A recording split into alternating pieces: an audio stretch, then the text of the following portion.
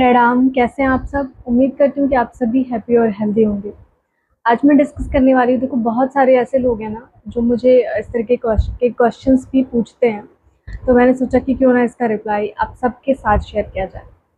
आप में से बहुत से ऐसे लोग होंगे जिनकी शादी नहीं हो पा रही है, जो बहुत परेशान है, या जिनके बच्चे नहीं हो पा रहे हैं, जो बहुत परेशान है। तो क्या आपको परेशान होने की ज़रूरत है? आइए इस पर प्रकाश डालते हैं। तो देखिए, जो लोग भी वरिड हैं, अपनी लाइफ को लेके स्ट्रेसफुल हैं कि उनकी शादी नहीं हो रही है, बिकॉज शादी का एक सही टाइमिंग होता है, सबकी शादियां उस टाइम पर हो जाती हैं। आपके सारे दोस्तों की शादी होगी बट आपकी नहीं हुई, द सेम वे कि आपको बेबी नहीं हो रहा है। आप बहुत परेशान हैं, आप बहुत स्ट्रगल कर रहे हैं। लेकिन सोसाइटी क्या होगा? सोसाइटी आपको ही बोलेगी जिम्मेदार है कि इसके कुछ कर्म खराब रहे होंगे, इस वजह से इसके साथ ये चीज़ें हो रही है कि इसकी शादी नहीं हो रही है, इसको बच्चा नहीं हो रहा है। but the actual reason is but the actual reason is different. The reason behind is कि देखो, आप जब तक कर्म बंधन से जुड़े हो, जिस तरीके के आपने कर्म करे हुए हैं, उस तरीके का पार्टनर आपको मिलता है। तो अगर आपकी शादी नहीं हो रही, इट मीन्स कि आपके उस तरीके के कोई कार्मिक बैगेज नहीं है जो आप लास्ट बर्थ से लेकर के आ रहे हो, इसलिए आपकी शादी नहीं हो रही है। और जब आपकी शादी अगर अगर आपके कर्म बंधन में शादी लिखी होगी, उस तरीके का कर्म आपने किया होगा जिसके साथ आपको सुख दुख भोगना है, तो शादी आपकी होकर रहेगी। इसके लिए आपको परेशान होने की ज़रूरत नहीं है। कब, कैसे, किस समय पे होगी वो भी डिसाइड होगा। इट डजेंट मैटर कि आपकी शादी 30 में होती है कि 40 में होती है। अगर आपकी शादी लिखी होगी तो 40 में भी हो जाएगी आपकी शादी। द सेम वे बच्चे के लिए आपने कई बार सुना होगा कि मिरेकल होते हुए आपने देखा हुआ है कि अगर किसी लेडी के भाग्य में है, मतलब उसने इस तरीके का कर्म बंधन किया है कि उसको जुड़ना है इस चीज़ से, तो चाहे वो उसकी कितनी भी एज हो जाए, उसको बेबी हो जाएगा। डॉक्टर्स भी उसके आगे फेल हो जाएंगे। तो दिस ऑल अबाउट एक्चुअली अ कर्म बंधन। आप किस तरीके के कर्म करके आए हो लास्ट बर्थ में, वो चीज़ें इम्पैक्ट डालती है आपकी शादी और बच्चे पर। इट डजेंट मीन कि आपके अंदर कोई कमी है या फिर आपका भाग्य खराब है या किस्मत खराब है, नहीं। इनफैक्ट कलयुग चल रहा है जहाँ पे किसी चीज़ का भरोसा नहीं कर सकते। तो आप अपने आप को ब्लेस्ड मानिए कि आप इस तरीके के कार्मिक बैगेजेस से मुक्त हैं। शादी और बच्चा ये तरीके एक तरीके का आपको एक कर्म बंधन में जोड़ती है। उसके बाद आप अगेन फिर इसी कर्म बंधन में जुड़ते जाएंगे और चीज़ें होती जाएंगी और इस तरीके का आप नए कर्म क्रिएट करते जाएंगे। लेकिन इस तरीके के बंधन से आप मुक्त हैं, इट मीन्स कि आप बच्चे नहीं हो रहा है, इट मीन्स कि आप कार्मिक बैगेजेस से मुक्त हैं। इन बंधनों में आप नहीं फंस रहे हो। तो अगर आप स्पिरिचुअल वे में देखोगे ना, that is a blessing for you, कि आपके लिए बहुत आसान है आध्यात्म की ओर अग्रसर होना और अपने ईश्वर की ओर ध्यान लगाना, ध्यान करना। क्योंकि गृहस्थ में रहकर ईश्वर का ध्यान करना उतना ही मुश्किल हो जाता है, और हमें यही सिखाया भी जाता है कि आपका पहला धर्म है आपकी गृहस्थी। लेकिन हम सब इस दुनिया में किस लिए आए हैं, हम सबको पता है। ईश्वर ही एक सत्य है। और कई बार कई लोग ना इसलिए भी शादी करना चाहते हैं क्योंकि वो अकेले खुश नहीं है। इस तरीके के भी क्वेश्चन लगाते हैं लोग, पूछते हैं कि हम खुश नहीं हैं अकेले, बुढ़ापे में हमारा सहारा कौन बनेगा, कौन हमारी तबीयत खराब होगी तो हम हमारी टेक केयर करेगा। बट ऐसे ऐसे केसेस हैं कि देखिए, आप अगर हेल्दी नहीं है, खुश नहीं है, तो आपको कोई खुश नहीं रख सकता। बात सोचिए कि आप बीमार हैं और कोई पर्सन जो है जिससे आपकी शादी होगी वो आपका टेक केयर करेगा, तो ज़रूरी बिल्कुल भी नहीं है। आपने कई सेलिब्रिटीज़ को देखा होगा, इस तरीके के लोगों को देखा होगा, तो आपको एक इंस्पिरेशन मिली, आपको लगता है कि नहीं ऐसा लाइफ पार्टनर मिलना चाहिए। इंस्पिरेशन हो सकती है, आप मैनिफेस्ट भी कर सकते हो, लेकिन वो जुड़ा होता है आपके कार्मिक बंधनों से। तो जो आपका लाइफ पार्टनर है ना, वो पिछले जन्म के कर्म बंधन से आपको मिल रहा है। आपने पिछले जन्म में जो कर्म किए उस हिसाब से आपको आपका लाइफ पार्टनर मिलता है। और इस उम्मीद पे आप इस पे नहीं रह सकते कि आपका जो लाइफ पार्टनर है वो आपकी हेल्थ खराब होने पर आपकी टेक केयर करेगा, बिकॉज ये कलयुग चल रहा है, आप भरोसा नहीं कर सकते। और बहुत सारे ऐसे लोग हैं जिनको मैंने देखा है कि जिनकी वाइफ की तबीयत ठीक नहीं रहती है, तो उन्होंने उसको बहुत ही क्लियर शब्दों में डाइवोर्स दे दिया कि मैं तुम्हारे साथ नहीं रह सकता बिकॉज तुम्हारी हेल्थ इश्यूज़ हैं। और अगर हस्बैंड ने नहीं भी दिया तो उसकी पूरी फैमिली प्रेशराइज कर देती है, बिकॉज आपकी हेल्थ आपकी सबसे बड़ी प्रायोरिटी होनी चाहिए। Health is wealth. अगर आप हेल्दी हो तो आप लाइफ में कुछ भी अचीव कर सकते हो। लेकिन अगर आप हेल्दी नहीं हो और ये सोच के बैठे हो कि मैं जब अनहेल्दी हो जाऊंगा तो मेरा पार्टनर मेरी टेक केयर करेगा, तो इस भरोसे कभी मत बैठना, क्योंकि ऐसा कुछ नहीं होने वाला है। ये इक्का दुक्का मैटर में ज़रूर हो जाता है, जिसको देख के हम इंस्पिरेशन ले लेते हैं। आज के इस लाइफस्टाइल में इट्स वेरी डिफ़िकल्ट। मैं ये नहीं कहती कि बिल्कुल नहीं है, मिल सकता है आपको, लेकिन उस उम्मीद पे बैठना ही क्यों है आपको। आप खुद को इतना स्ट्रॉन्ग बनाइए, इतना कैपेबल बनाइए ना, दूसरों पे डिपेंडेंट होने के बजाय आप अपनी खुशियाँ दूसरों में ढूँढ रहे हो कि वो पर्सन आएगा तो मुझे खुशी देगा, कभी नहीं देगा। जब तक आपके पास नहीं है ना, तब तक आपको लग रहा है ये चीज़। जब वो पर्सन आपके पास आ जाएगा, तो जैसे हमारे पास कोई चीज़ आती है ना, उसकी वैल्यू कम हो जाती है, ठीक वैसे जब तक आपके पास वो नहीं है, आप उसका इंतज़ार कर रहे हो, आप उसके लिए मैनिफेस्टेशन कर रहे हो, आप उसके लिए प्रेयर्स कर रहे हो, लेकिन जब वो इंसान आपके पास आ जाएगा तो उसकी वैल्यू ऑटोमेटिकली आपकी लाइफ में कम हो जाती है। चाहे क्योंकि आप भूल जाते हो, जो कि नहीं भूलना चाहिए इंसान को, क्योंकि उसने कितनी मिन्नतों के बाद वो चीज़ पाई है, लेकिन फिर भी इंसान जो है वो भूल जाता है काफ़ी। तो आपको अपनी खुशियाँ जो है ना खुद में ढूँढनी है, खुद पे डिपेंडेंट रहना। आपके अंदर ही शिव है, आपके अंदर ही शक्ति है, आप ही अपनी खुशियों का कारण हो।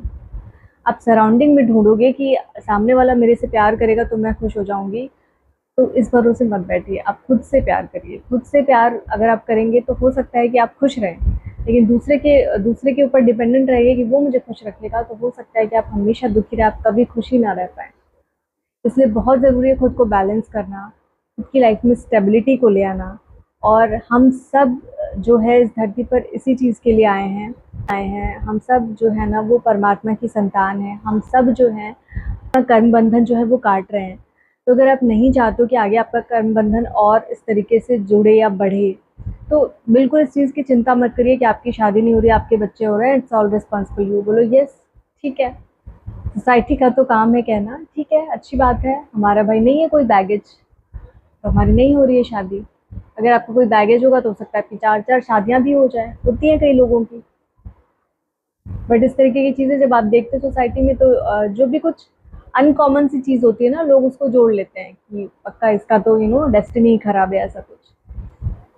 आपको बल्कि खुश होना चाहिए कि आप किसी भी कर्म बंधन से मुक्त हैं और आप आसानी से स्पिरिचुअलिटी की ओर अग्रसर हो सकते हैं। आप भगवान में ध्यान लगा सकते हैं और एक्चुअली खुशी आपको तभी मिलेगी। आप नाम जप का सहारा लीजिए। नाम जप करने से आप जीवन में सब कुछ पा सकते हैं, ठीक है। आपको जिस भी चीज़ की इच्छा आप मैनिफेस्ट करना चाहते हैं, नहीं आपको शादी करना है, कहा भी गया शादी वो लड्डू है ना, जो खाए वो पछताए, जो ना खाए वो भी पछताए। तो आपको खाना ही है अगर शादी का लड्डू, तो उसके लिए एक ही सोल्यूशन है कि आप नाम जप करना स्टार्ट कर दो। आप नाम जप करोगे ना तो आसानी से आपको जो भी चीज़ें आप चाहते हो लाइफ में वो सब मैनिफेस्ट हो जाएंगी धीरे धीरे करके। लेकिन इसके लिए आपको स्पिरिचुअल होना पड़ेगा और नाम जप करना होगा, क्योंकि यूनिवर्स को याद करना होगा। परमात्मा के पास वो मैसेज जाना चाहिए कि आपको क्या चाहिए लाइफ में। हम सबका एक ही मकसद है, हम सब यहाँ पर आए हैं क्योंकि कलयुग में नाम आधार, बस नाम ही है। आप नाम जप करके ही अपना मोक्ष पा सकते हो, मुक्ति पा सकते हो, कर्म बंधन के फल से मुक्ति पा सकते हो। तो सिर्फ आप नाम जप करो, आपको जो भी चीज़ की इच्छा है ना मन में, वो सब आसानी से आपकी फुलफिल हो जाएगी। और रही बात कि हम दूसरों पे जो डिपेंडेंट है ना, उसके बजाय हम यूनिवर्स पे डिपेंडेंट हो जाए। हमारी खुशी का कारण हमारा यूनिवर्स, हमारे दुख का कारण हमारा यूनिवर्स, यानी कि हमारे परमात्मा, हमारे ईश्वर। हम उनसे अपनी खुशियाँ और दुख एक्सपेक्ट कर सकते हैं, ना कि बाहरी सोसाइटी, अपने रिलेटिव, पेरेंट्स, स्पाउस। अब आपको कभी वो खुशी नहीं देंगे जो आप एक्सपेक्ट कर रहे हैं, क्योंकि वो खुशी आपको खुद को अंदर से ढूंढनी होगी। तो आज के वीडियो का मेरा एक ही मोटिव था। देखिए, हर इंसान जो है कर्म बंधन से जुड़ा हुआ है और इसीलिए उसको इस तरीके के सुख और दुख भोगने पड़ रहे हैं। लेकिन आप नाम जप से कोई भी चीज़ आसानी से मैनिफेस्ट कर सकते हो, जो कि मैंने बहुत सारे वीडियोस में आप सबके साथ शेयर किया हुआ है। ठीक है, आप करना चाहते हो शादी, आपको चाहिए बच्चे, तो उसका सिर्फ एक ही रिजल्ट है, आप नाम जप करना स्टार्ट कर दो। आप नाम जप करो, पूरी श्रद्धा के साथ करो, आपको कुछ ही दिनों में रिजल्ट ज़रूर मिल जाएगा। आप जो भी चाहते हो वो चीज़ें आप आसानी से मैनिफेस्ट कर लोगे। लेकिन इसके लिए कि सोसाइटल प्रेशर में आके आपको शादी करनी है, या लोग क्या कहेंगे इसलिए मुझे शादी करनी है, या आपकी इच्छा है, आप क्या चाहते हो, कैसा लाइफ पार्टनर चाहते हो, वो सोच करके आप इस तरीके से मैनिफेस्टेशन कर सकते हो नाम जप के सहारे। तो अगर आपकी शादी नहीं हो रही है तो ये आपके लिए ब्लेसिंग है कि आप कर्म बंधन से मुक्त हो। लेकिन फिर भी अगर आप शादी करना चाहते हो, अगर आपकी बहुत बड़ी इच्छा आप मैनिफेस्ट करना चाहते हो और वो भी चाहते हो कि जल्द से जल्द हो जाए, तो इसका सिर्फ एक ही सोल्यूशन है कि आप नाम जप कर दो। नाम जप करने से आप आसानी से जो है ना वो कोई भी चीज़ आसानी से मैनिफेस्ट कर सकते हो नाम जप करने से। आपके भाग्य में जो भी लिखा है ना वो कोई छीन के नहीं ले जा सकता। आपके भाग्य का आपको मिलकर रहेगा, देर सबेर मिलेगा। अगर आपको वो जल्दी मिलना नहीं लिखा है तो जल्दी नहीं मिलेगा, देर से मिलेगा। लेकिन अगर नहीं मिलना लिखा है तो हो सकता है वो ना भी मिले, लेकिन इसके लिए आपको इंतज़ार तो करना ही पड़ेगा ना, कि पता नहीं मिलेगा कि नहीं मिलेगा। तो अगर आपके भाग्य में शादी नहीं लिखी होगी तो नहीं होगी, आपको परेशान होने की ज़रूरत नहीं है कि मेरे भाग्य में तो शादी नहीं है, तो बहुत अच्छी बात है, it's a blessing for you. अब आप बहुत आसानी से जो है वो स्पिरिचुअल रास्ते पर चल सकते हैं, आध्यात्म की ओर बढ़ सकते हैं। और वैसे भी आप देख रहे हो आज के टाइम में शादी का क्या ही हाल है, आए दिन रोज़ डाइवोर्सेस हो रहे हैं।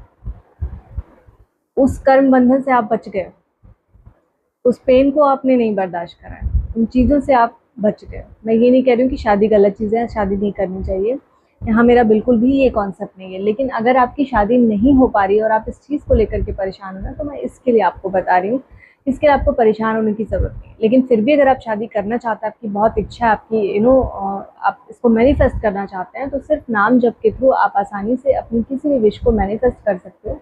थोड़ा सा टाइम लगेगा, लेकिन आप नाम जप ही एक आपका सहारा है।